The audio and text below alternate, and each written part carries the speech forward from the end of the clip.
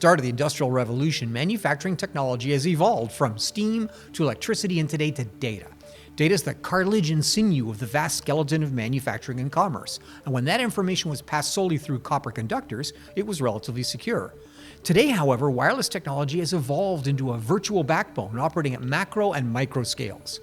Individual machines on an assembly line may be Bluetooth connected to handheld devices, and Wi-Fi is a given for intra-plant monitoring and control, with the internet providing operational control and monitoring on a global scale. Vulnerability of these systems is a growing problem, both for the need to keep nefarious actors out of industrial systems and to protect valuable IP. I spoke with Rod Locke, Director of Product Management with Fortinet, about how serious the security problem is and what manufacturers can do about it. Take a look. Many industrial users, and I mean many of them, will often say that whenever they upgrade any system, whether it's control system, monitoring, ERP, in this case cybersecurity, the fear is disruption of existing operations. To say, I've got something which is a critical operation, whether it's you're managing a nuclear power plant or a high production assembly line or perhaps a sewage treatment plant.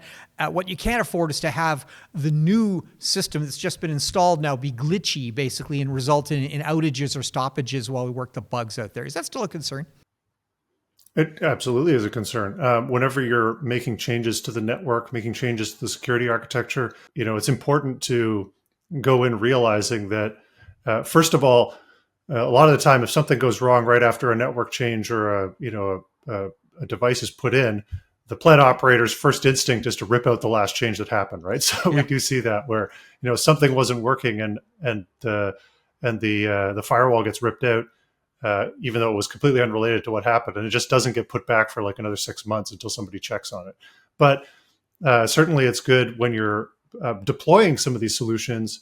First of all, you've got to do some testing and have a long enough outage window to make sure that everything's communicating as you expect. The second thing is, you can put especially your cybersecurity solution into an alert only mode for a while before you start blocking traffic. So a lot of organizations, whether they're large or small, kind of go through that process where they kind of prove out what the policy is going to be, make sure that it is taking into account all the different system states that you might work through, and then over time put more rules into blocking mode.